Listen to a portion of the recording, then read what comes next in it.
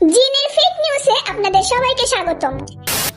কোরিয়ার কিছু বখাটে ছেলেপেলেরা গার্লস স্কুলের সামনে গিয়ে দাঁড়িয়ে থাকে। তারা মেয়ে দেখার জন্য সারাক্ষণ এখানে দাঁড়িয়ে থাকে।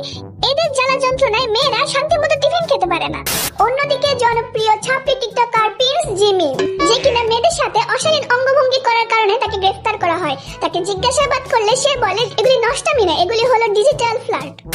কোরিয়ান বিখ্যাত ফ্যাশন মডেলের জন্য পার্টিসিপেন্টরা লাইন ধরে দাঁড়িয়ে থাকে, কিন্তু তাদেরকে দেখে মনে হচ্ছে যে তারা মনে হয় ঘুম থেকে উঠেই দৌড় দিয়ে চলে এসেছে। আর সেখানে ইন্টারভিউ নেওয়ার জন্য আমাদের জিন ফেক নিউজের সাংবাদিক যে হোক সেখানে উপস্থিত আছে। যে হোক, আপনি বলুন যে এরা এখানে কেন এইভাবে অডিশন দিতে এসেছে। হ্যাঁ, আমি চেষ্টা করব তাদের থেকে সত্যিটা জানার। ফিটফাট হয়ে না আসে তারা এভাবে এসেছে কেন।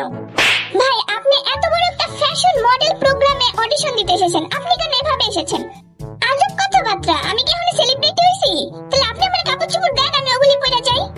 কি আজব, এত সিগমা হইলে তো আর হয় না। যাই হোক ভাই, আপনি কেন এইভাবে আসছেন? আসলে আমার চেহারা এমনি কিউট, আমি যেমনি যাবো অমনি আমার সিলেক্ট করবো, আমি আশা রাখি। ও আচ্ছা, এটা আপনার অনেক ভালো একটা গুণ। আপনি কেন এইভাবে এসেছেন? আমার ভিতর একটা লিডার ভাব আছে। আমি নিজের ভিতর কনফিডেন্স পাই যে আমি যেভাবেই যাই না কেন, আমার যদি যোগ্যতা থাকে আমি অবশ্যই চান্স পাবো।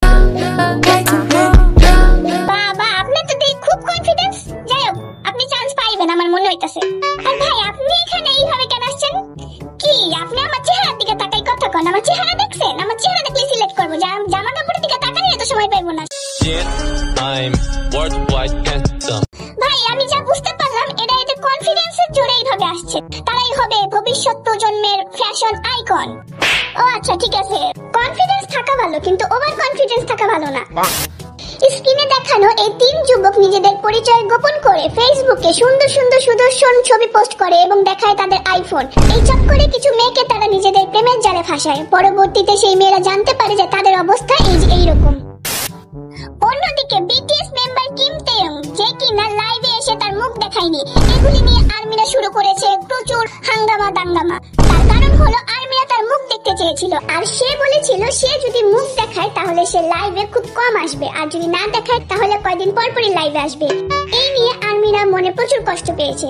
আর্মিরা মনে করে যে কিম তেয়ং তার রূপের দেমাগে, তার রূপের আগুনে লাইভে ভিডিওতে আসতে চায় না। তো আর্মিরা, চলো আমরা কিম তেয়ং এর একটা সুন্দর ভিডিও দেখে আসি।